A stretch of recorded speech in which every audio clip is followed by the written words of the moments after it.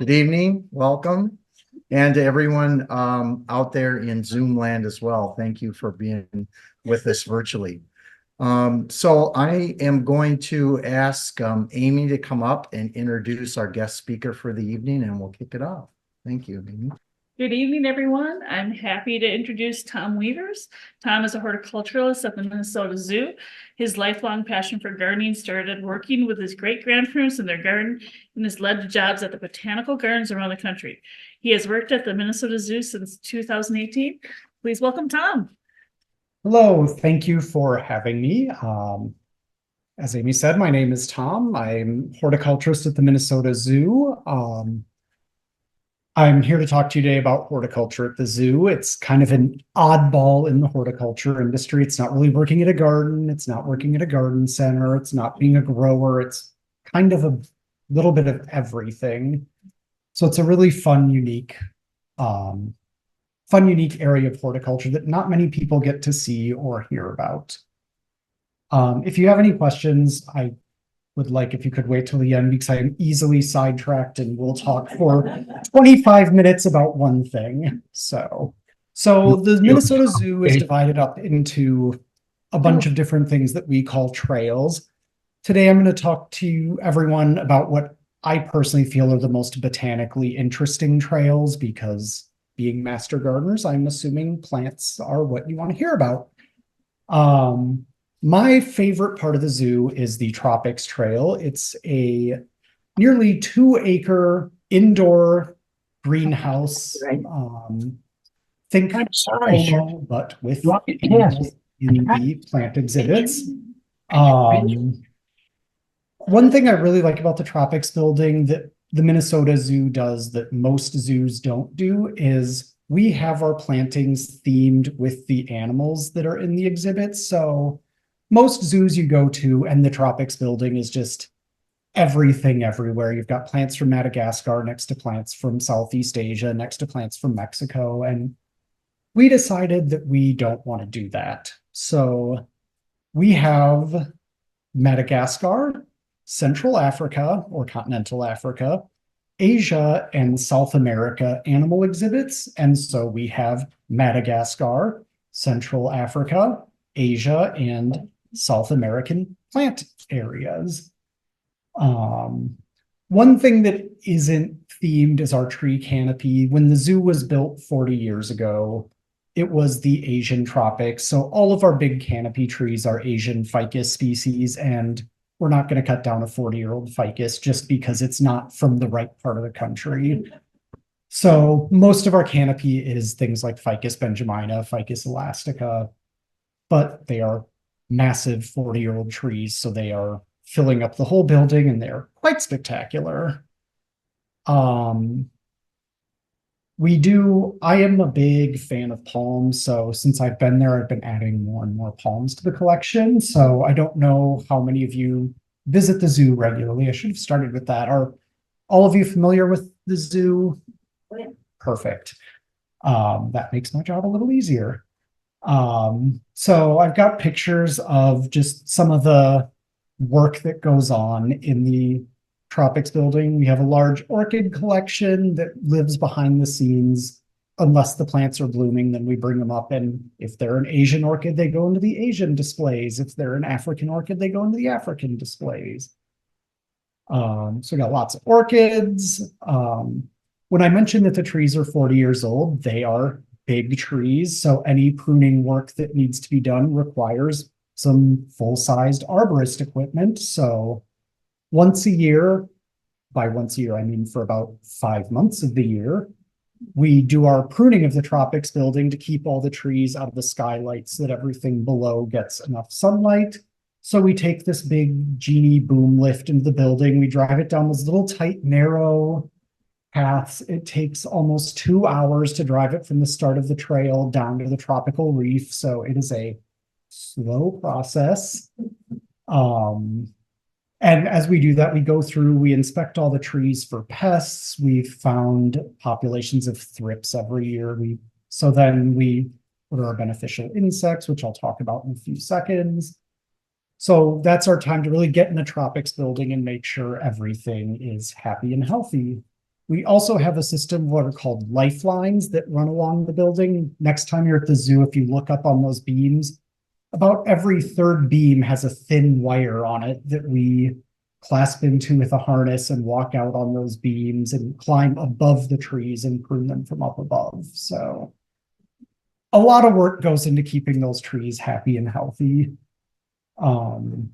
One kind of fun fact about the ficus is my boss, Kim, has worked at the zoo for 40 years. She was there when it was being planted, so she remembers planting all those ficus. So it's kind of fun to hear that she has been the guiding hand all along. The bottom two left pictures are when we get in our plant order. Every year we receive a semi-load of plants from Florida. We work with a broker named Jerry. He owns a company called Southern Botanicals out of Boca Raton, and he specializes in plants for zoos. Most of the time, if we were to call a grower in Florida and say, hey, we want a 50-gallon ficus tree, they would send us a ficus with a single stem and a perfect sphere of a growth, because that's what people want when they're planning a shopping mall or an apartment complex. Zoos don't have any use for the meatball on a stick. So we work with this gentleman, Jerry, and he finds us plants that have maybe gone through a hurricane or two, so they've got some like character to them. And so it's this whole big production. I start with the plant order in late December, and we typically receive the plants around St. Patrick's Day. So it's a few months of back and forth. Do you have this? No. Do you have that? Well, what about this? And the other great thing about Jerry is, since he works with zoos, he knows what's toxic. A big part of zoo horticulture is knowing what chemicals are in what plants, because for instance, a Solomon Island skink can eat pothos vine and have no issues. It is one of the only animals on the planet that can do that. But if one of the primates got a hold of that pothos vine and ate it, it would have a horrible stomach ache and a trip to the vet. So Jerry really helps us with making sure that all of our animal collection stays safe. And for me, it's a little bit like Christmas, because we get this semi full of trees and they're all wrapped in brown paper, and we get to rip them all open and see what we bought.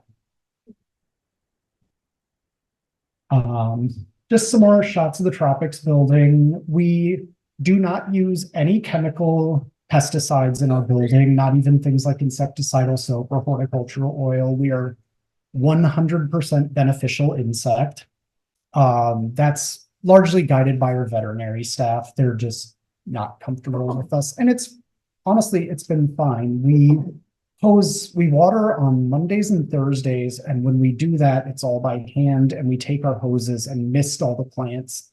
And that misting really helps knock off any mealybugs or scale, or spider mites hate humidity. So it helps keep their populations down. But we do occasionally get some problems. So two things that I order a lot of are lacewings, which are what's in that jar on the bottom, and then mealybug destroyer, which is that cute little black and orange ladybug in the top picture. That's Cryptolemus montezurii. It just eats all the mealybugs. It works actually a lot better than most of the chemicals do. You can see when I was talking about how we have it set up to be a very rainforest-like environment. So we use a lot of stuff with big tropical foliage. That's Philodendron giganteum, which for some reason about 5 years ago was a really popular house plant. But that plant, it's the second from the right. That plant is taller than I am, so not really a good house plant. One thing I do like to do when we do tours of the Tropics building is show how almost all of our plants are houseplants, pretty common houseplants, because our building is ventilated so that the entire building recycles about once a minute. We have no humidity. So the growing conditions are actually very similar to a house. So if you're looking for houseplant inspiration, zoo is a great place to go. And then I had to include a picture of our Argus pheasant just because it's a really cool bird. We do have a lot of birds that fly around the building, and they'll also pick at some of the bugs. So they do a little bit of pest control, but they also pick at a lot of the leaves and take all the fronds off my palms.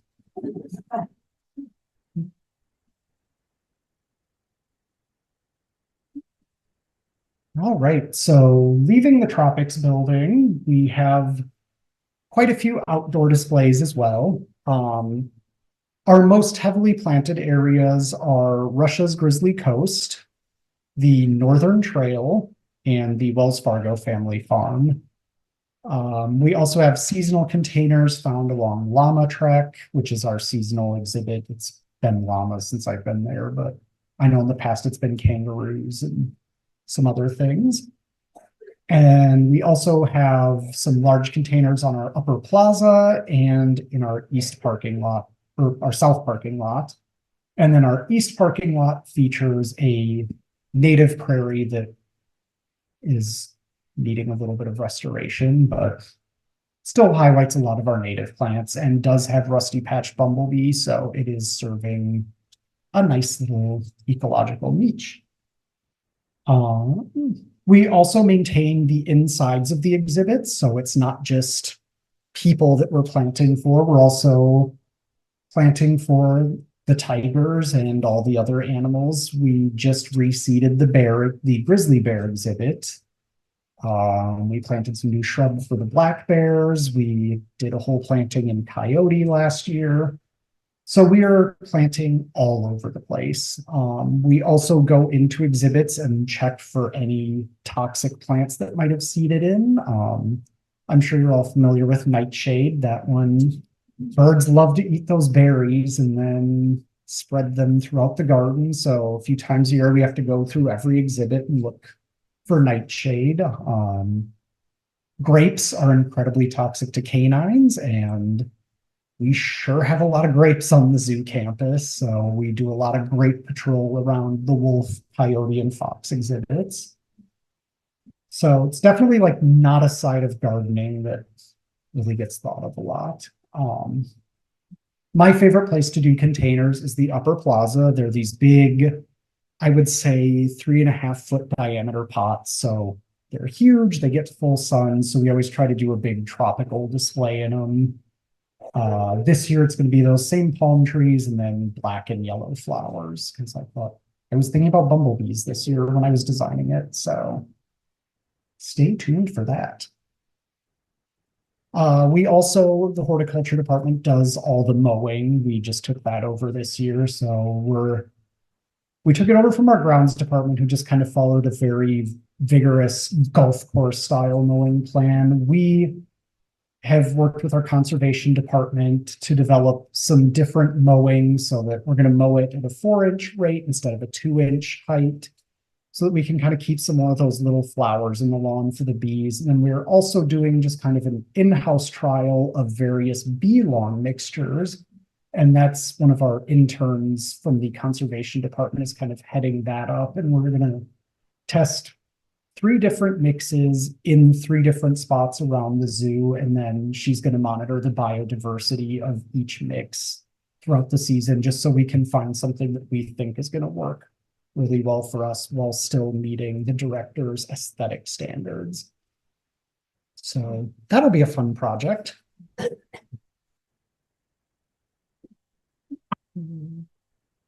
Okay, so my favorite outdoor exhibit is Russia's Grizzly Coast. I think it's one of the more unique plantings in the area, not just in the zoo, but all around. It's themed after Russia's Far East, so think just across the Bering Sea from Alaska. And we have it, I would say, about 90% landscaped with plants that are native to that region of Russia. Not many people realize it, but it's a fun little thing for us to keep us engaged. The plants that aren't native to Russia are similar looking, but they replace a plant that would have been horribly invasive if we did it. Like Amur maple, we don't use. So we have a Korean maple that's native nearby and doesn't spread. Or we use Serbian spruce because they're a lot more tolerant of our hot summers, whereas the Siberian fir will just frizzle out in our summers. So we planted it to kind of give you the feeling of being in a remote region of Russia. Another fun thing, when the Sorbaria sorbifolia is blooming, we have big plantings of it. It's the white flower in the middle, and you might recognize that that is a rusty patch bumblebee. It's not a native plant, but they absolutely love it. So if you happen to be in that exhibit when it's flowering, it's the only big white flowering shrub in there. Definitely look at what's on the flowers. There's a decent chance you might actually see a rusty patch bumblebee, which is, as I'm sure we all know, an exciting thing to do. Like I said, we planted the bear exhibit. There's two of our bears enjoying their nice fresh green grass. It is funny, the animals really do seem to enjoy having their landscapes change. Like, it not only provides them just more comfort, but it's also enrichment because people who aren't normally in their exhibit leave smells that they haven't smelled. So then they get 2 or 3 days of poking around, finding all these new smells. So it works out as some happy, unintentional enrichment. This whole exhibit, you can see there's big stonework that is all artificial stone. It's manufactured concrete, poured concrete. A lot of work went into making this look like a volcanic landscape. We also use a lot of larch. It's a different species than you would find in Siberia, but we've got a native larch that is the most perfect tree ever, so we're going to use it. I really like larch. Tamarack.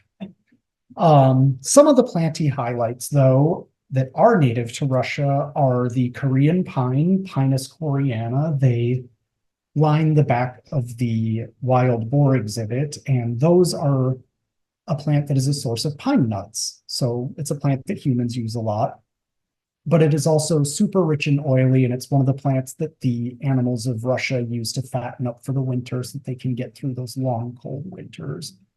And it's just a really beautiful pine. It looks a lot like a white pine, but goofier. Very cool plant. We also have Lonicera caerulea, which you might know as honeyberry. It's becoming more and more popular in the US as an edible landscaping plant. It gets a fruit that looks like a long cylindrical blueberry and tastes a lot like a blueberry. It's in the honeysuckle family, but not invasive. So we've got a few of those around, and we have Manchurian ash, which does not get emerald ash borer because it is from a region where emerald ash borer is native to. It has evolved to kind of deal with it. The reason you don't see it as a landscape plant is it's a small tree that's kind of gangly, but it is still neat to see an ash that is unbothered by emerald ash borer. Some of the other plants that we use, I already mentioned. We have white spire, I didn't mention the white spire birch, but again, Siberian birch does not have any heat tolerance at all, so we can't really use that because it gets hot here. So we've substituted that with white spire birch, which is just a classic paper birch with bronze birch borer resistance. Serbian spruce, which I think are a really awesome landscaping plant. If you're unfamiliar with it, it has a very tight, narrow form, and then the branches kind of do this pendulous thing that turn up at the end and expose the underside, which is a light blue. So you get kind of a two-toned dark green and powdery blue effect. And then tamarack, Larix laricina, just because they're the perfect tree. Not that I'm biased. When I lived in Chicago, you can't grow tamaracks. It's too hot there. And that was one of the plants I always missed about here. I'm probably the only person that moved back to Minnesota for the plants. Another kind of related area is our tiger layer exhibit. It's not expressly part of Russia's Grizzly Coast, but our tigers are from the Amur River, which is also where our Russia's Grizzly Coast is themed. So we decided when we renovated the exhibit in 2019 that we were going to continue the plant theming around that exhibit. So you can see it's a very new exhibit. Or a very new viewing area. Everything's still pretty small, but we use Serbian spruce. One new plant that we added is dwarf cypress or Siberian cypress, Microbiota decusata. It's a little ground cover, looks a lot like a juniper, but it is not. It has really good shade tolerance. And what I love about it, when you plant it on rocks, you can see how it kind of gets that lacy waterfall effect. It's a really, really nice underused shrub. It's shade tolerant. We have some where kids run over it and they're just kind of growing just fine. So it's got a little bit of foot traffic tolerance. Really cool plant. I don't think it's used enough. Oh, it also kind of turns a bronzy purple in the winter, which is a neat landscaping effect until it gets buried under the snow. We also used a tree called Amermachia, which is an interesting tree in the pea family. It has this peeling coppery, but also kind of greenish bark. So it has really good winter interest. And then in the summer, it gets little clusters of white flowers that are also nice. And that's a nice small growing tree, so it doesn't dominate the landscape. And then again, we use lots of those honeyberry because they are tough as nails, and it's fun to get some edible fruit too. We also, in the picture on the bottom, at the same time we replaced, there was a failing retaining wall that was basically holding up a hillside of buckthorn. Super cool. Side note, we were looking at the planting plans from the 1970s and found all these areas where they spec'd buckthorn, buckthorn, buckthorn, buckthorn, buckthorn, Siberian pea shrub, buckthorn, buckthorn, buckthorn. So a lot of our invasive problems at the zoo are our own fault, but we're working on fixing that now. One kind of cool thing is we hired an animal nutritionist who is really big on trying out some of these things that we never used as browse before, browse being the plants that we cut out of the woods and feed to the animals. And buckthorn is something like a lot of things can't eat it, but it turns out there's a lot of things that can. One of our moose absolutely loves it. So it's been nice that we're actually able to cut it instead of just putting it through the wood chipper. Some of the animals are actually getting some nutrition out of it too. But so we cut down that entire hillside of buckthorn and replaced it with kind of a river of grasses. So there's prairie dropseed, Karl Forester grass, which isn't native, but it's very durable and it looks really nice, I think. And Carex pennsylvanica in the shady areas. And that's just been a much more calming, nice, peaceful walk instead of buckthorn, buckthorn, buckthorn, buckthorn. So this has been one of my favorite things that we've done is we took kind of a degraded landscape and really turned it into something. Also, if you notice in the big picture, you can see we have a secret tiger statue, the giant rock, which is actually a piece of styrofoam covered in cement, is carved to look like a tiger if you view it from the right angle. So kind of a cool surprise.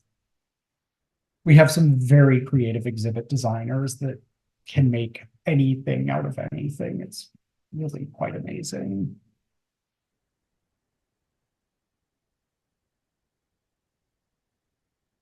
Also, you might have heard about our treetop trail.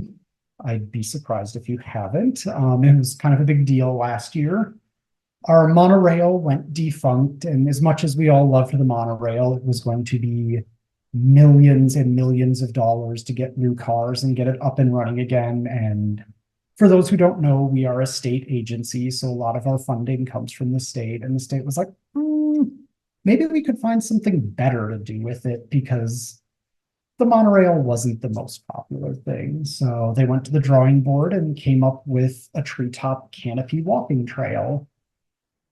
And it opened last year. It has been a huge hit. I have to admit, I was a little bit skeptical of it, but it has completely won me over because there is nothing like walking through the canopy of an oak forest. It's quite magical. And our zoo was designed to be seen from the monorail. So we're now restoring vistas to the exhibits that you lost when the monorail went away. So like the bison exhibit, if you're standing on the ground level, it's really big and you might not be able to find the bison, but when you're up high, you can see the entire landscape. And now it's like, oh, there's the bison.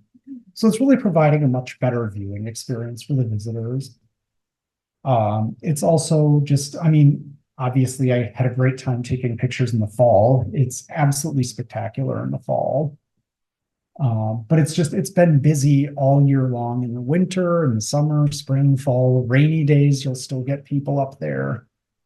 Not a whole lot of horticulture really goes on with this, but it's pretty, so I had to show it. We do maintain the oak trees. We're the department that does all the pruning. So our forest is a mix of red and white oak. So we have to be very careful about when we do our pruning. Basically, no pruning most of the year unless there's snow on the ground. We just try not to do anything. Another kind of cool thing is, I didn't know this, but our oak forest in that back area is old growth oak that was never logged. So some of those trees are 300 plus years old, which is not something you see in really anywhere anymore because oaks were so valuable. They were all logged out. So it's a really cool chance to see some like big ancient trees. Also, if you look closely, there's some of the biggest black cherry trees I've ever seen in my life back there. So most people don't get as excited about those, but I, again, think they're awesome.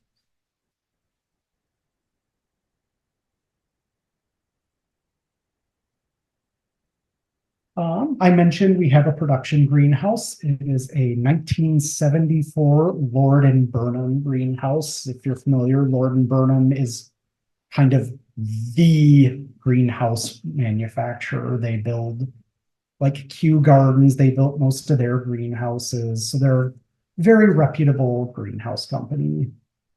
One unusual thing about our greenhouse, I don't know if you can tell from this picture, but it is a double wide greenhouse.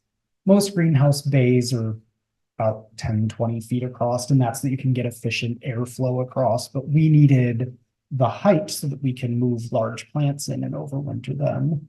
So we have a big double wide greenhouse, which is fine in the winter. In the summer, it gets a little hard to cool it, but what can you do? You can see it's a fairly big greenhouse. We have a forklift that we can drive in there to move large plants.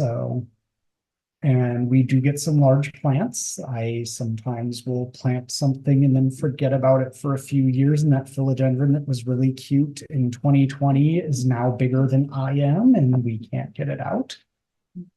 So that's where the forklift comes in. I mentioned that we have an orchid collection. We keep that in our greenhouses because when they're not in bloom, they're not super exciting. So also they're much more finicky about their growing conditions. So we keep them down in our greenhouse. That keeps them warm, keeps them humid, and we have much better luck. One major challenge with our orchid collection is we just use Apple Valley tap water, which I don't know how many of you live in Apple Valley, but it is very hard.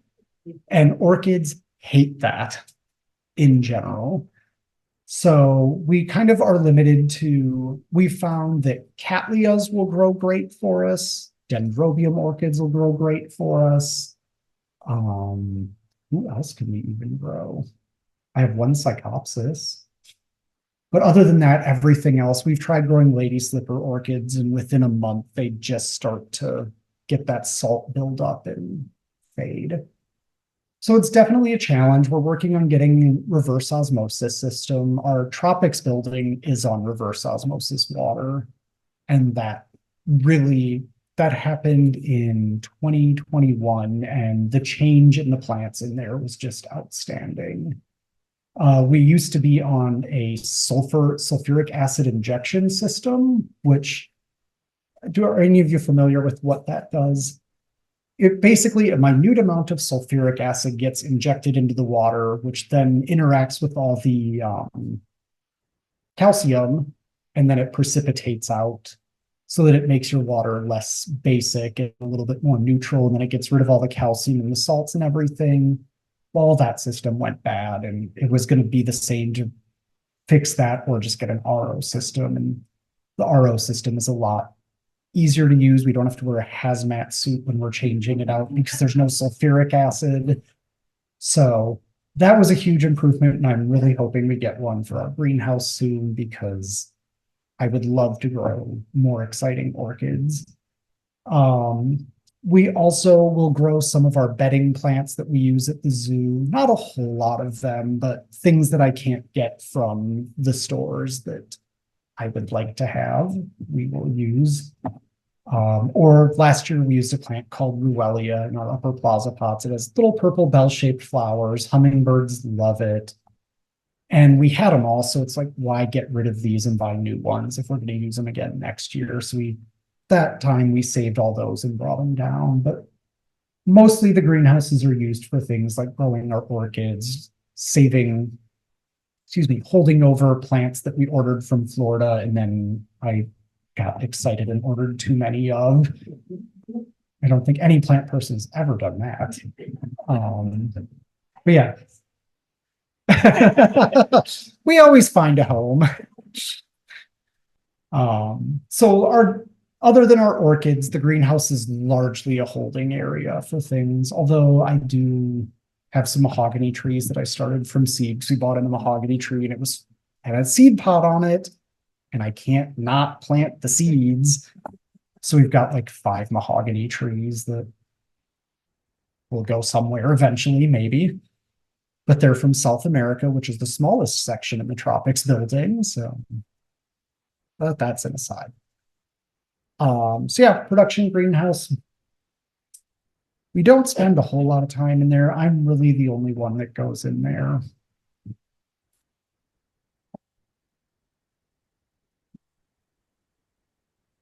Another facet of the horticulture program that I never would have thought of if I didn't get a job at the zoo was our animal browse program.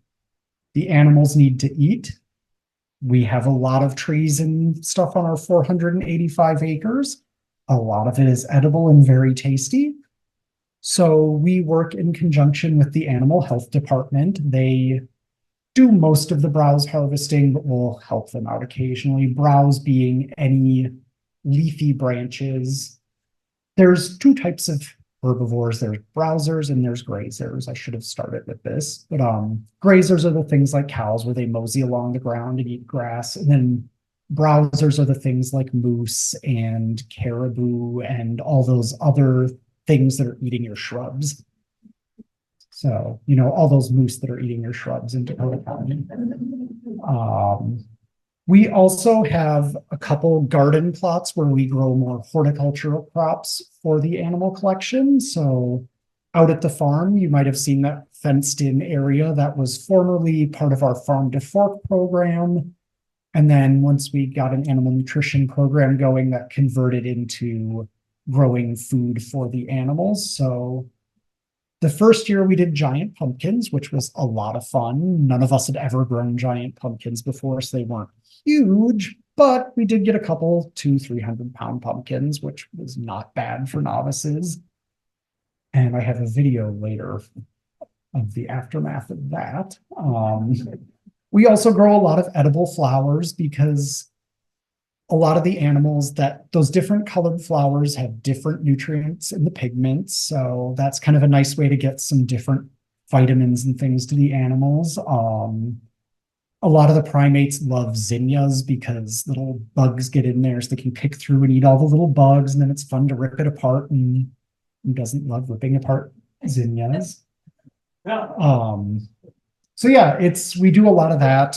Sometimes the animals will help us with our pruning, like the camels. There is not a plant above fence height anywhere near the camel exhibit because they won't eat it all. We do also, in the fall, we'll do a couple things to keep the animals fed over the winter. We harvest branches and then freeze them. They do that a lot with the aspen, because a lot of the animals out on the Northern Trail really like aspen. It's nice to have some sort of fresh greens for them throughout the winter. And then we have also started a silage program, which I was unfamiliar with, but it's basically we have these big 55-gallon barrels, pack them full of branches, and then they lightly ferment over the course of the summer. It's almost like making kimchi or sauerkraut for the animals. So they get preserved, and then it's still green, it's still nutritious, but we're still feeding out stuff that we harvested last summer. And the animals are like, oh, this is great. So as we're waiting for the new green stuff to green up, they're still getting fresh, healthy greens. And that's really helped us cut back on what we have to order from zoo browse providers. And a lot of the animals were eating a lot of like biscuit-based diets, like almost like think dog food type things, but especially formulated. But that's never going to have enough fiber to keep their digestive tracts really going the way they should. So now with this new browse program, it's really helping keep them whole healthy instead of just nutrition healthy. This year we are growing tomatoes. I'm growing 3 different types of tomatoes because everybody loves tomatoes, especially the bears, surprisingly. Bears love tomatoes. We're growing tomatoes, basil, a lot of the animals, even if they don't like to eat the things, getting that scent is still very enriching for their brain. So even if they don't eat the basil, it's still good for random rabbit to sniff the basil and think, what is this? Basil, zinnias. I'm growing 2 different types of zinnias, big zinnias and little zinnias, just so we can see if things prefer, like if the flower size matters. A lot of this stuff is still new, so we're still kind of trialing it out and seeing what we can do. Just got one more fun thing, if I can get it to work. Yes, so we love to watch when they give our stuff to the animals. This was a couple years ago, one of the pumpkins we grew. Each bear got a pumpkin, and it was really funny watching how all the bears did something different. This bear brought it over and just kind of pawed at it. Another one of the bears brought it over to the pond and then was rolling around in the water with it while trying to smash it open. And then the third bear just took it over to a rock and went bam. So to each their own. And with that, yes, I will leave lots of time for questions because I can be long-winded.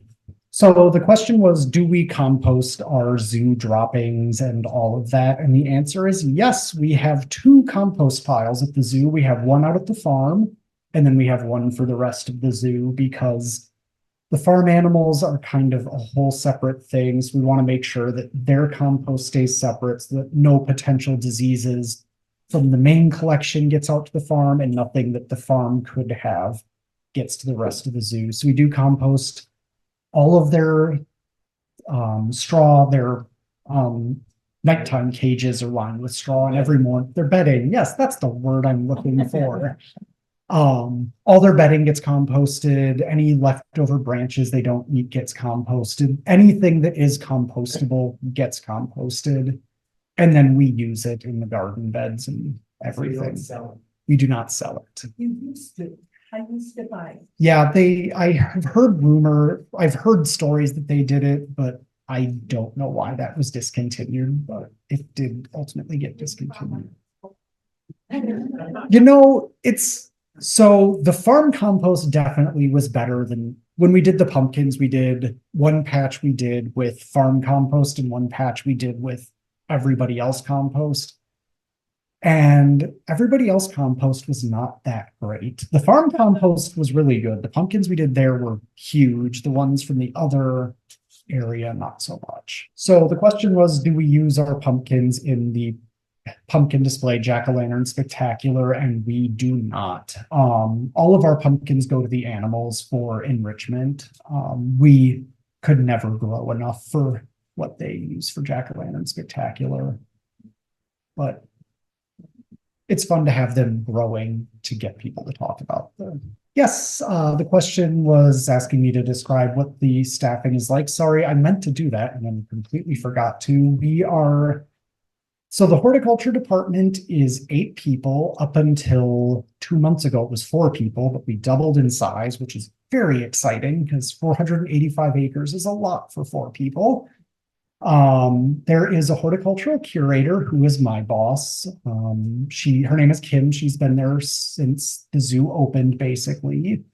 She has been an invaluable resource. So she kind of sets the tone for what she wants the zoo horticulture department to do for the year. And then I am the horticulturist, and my job is to kind of take Kim's vision and make it happen.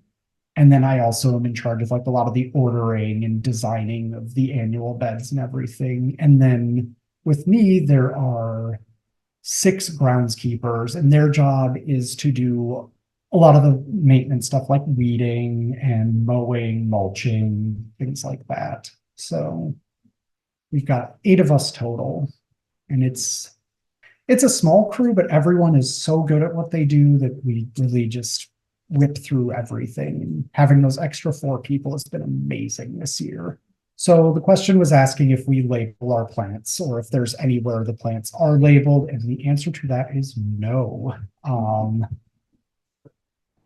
I know I would like them to be labeled, but there are powers above me that don't. So right now they're not labeled, but that's not to say in the future they wouldn't be.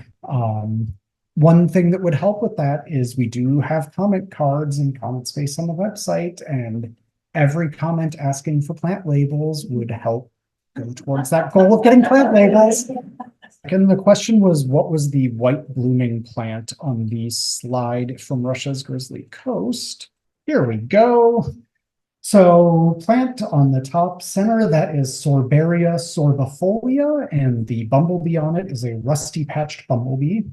It is not native, so if you're doing a native landscape, it's not something that you would use, but if you're just landscaping for landscaping's sake, it's a nice shrub. It does grow from suckers, so it's definitely like a nice back behind the shed plant or somewhere where you want to thicket, because it's, if you put it in your nice manicured flower bed, you're going to be pulling thousands of them up. So maybe don't do that.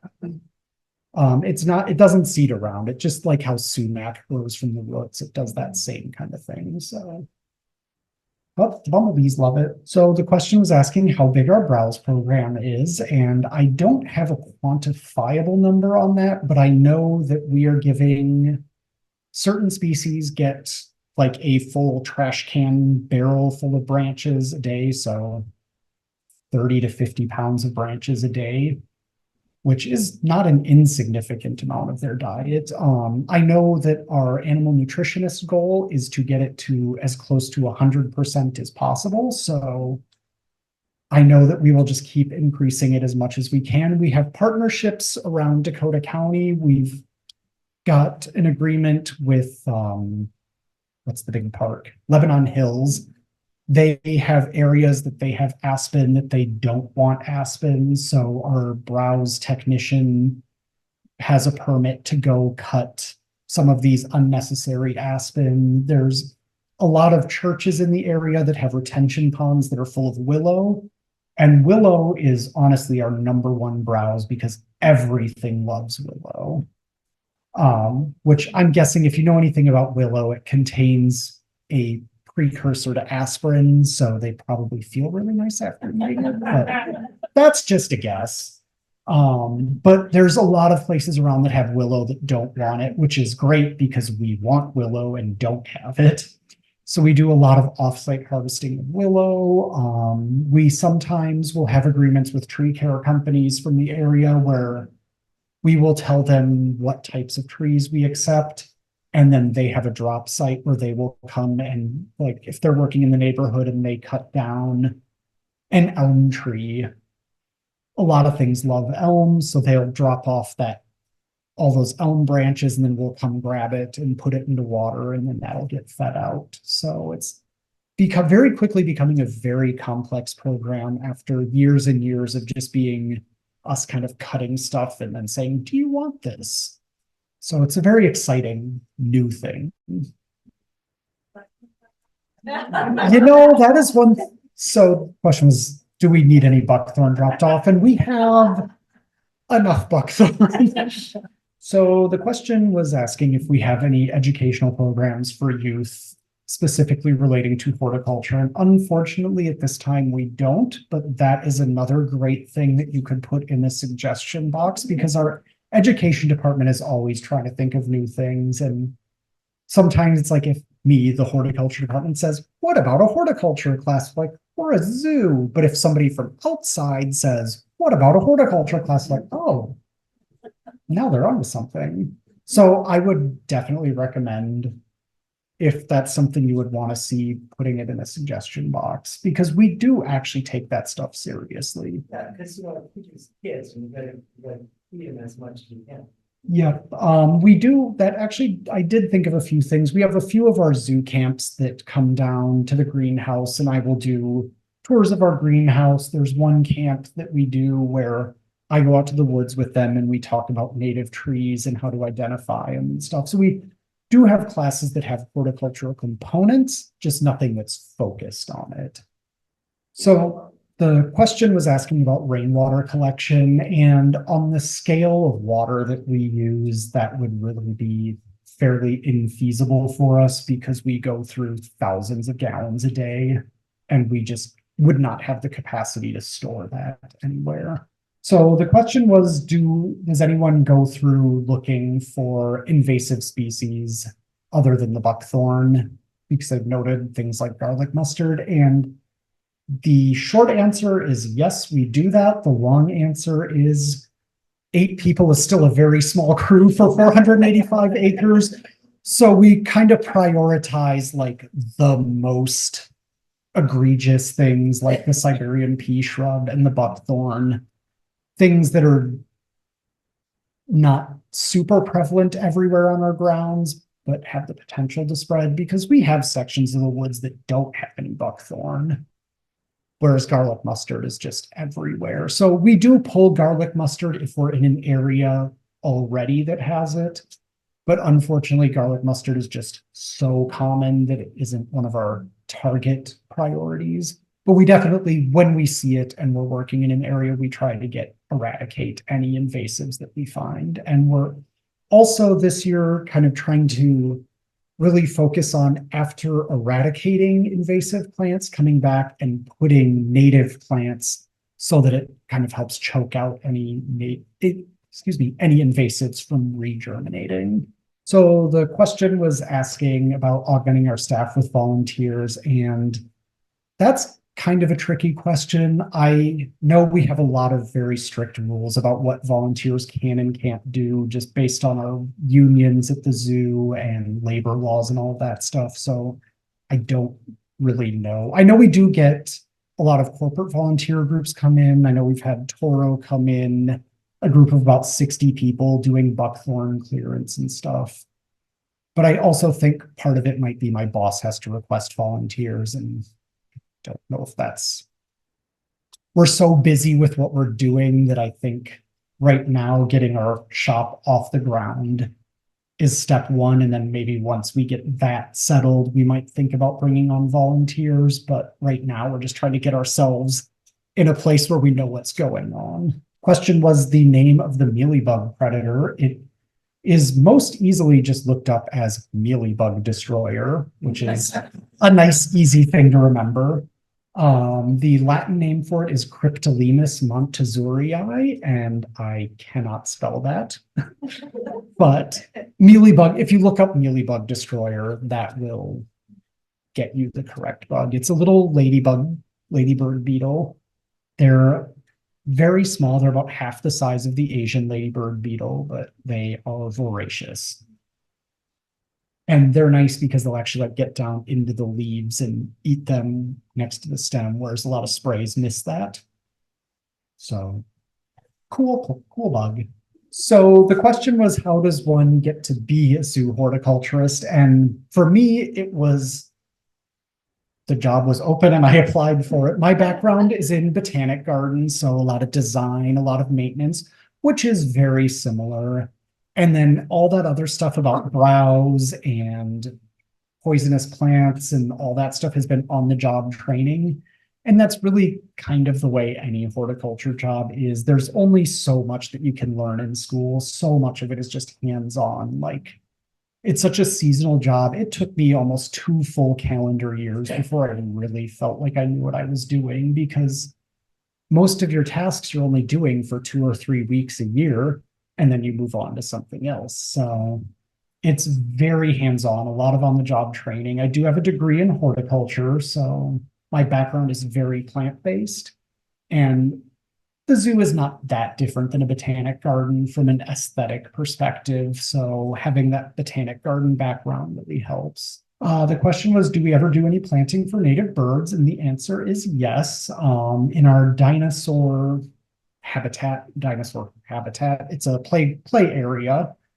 We put in a big pollinator and bird gardens. There's a lot of things in the Asteraceae family that get those seed heads that last all winter for the birds to feed on. And we've got, well, I planted a bunch of Silene regia, not cardinal flower, royal catchfly, which has red tubular flowers and it likes dry soil and the hummingbirds love it. Unfortunately, none of that came back.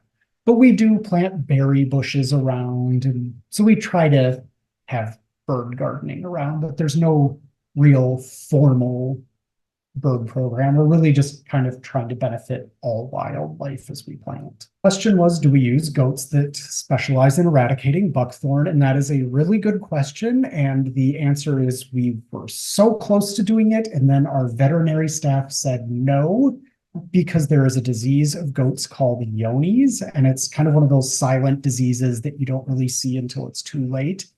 And the goats would have to quarantine for so long to prove that they don't have this disease that it would be so outrageously expensive. And it was just decided that it's easier for people to do the buckthorn removal. But we did look into it. It was something we really wanted to do. And then disease issues just kind of said, no. All right. Well, thank you for having me. This was fun. All right. Thank you, Tom, very much for that. It was a fun presentation.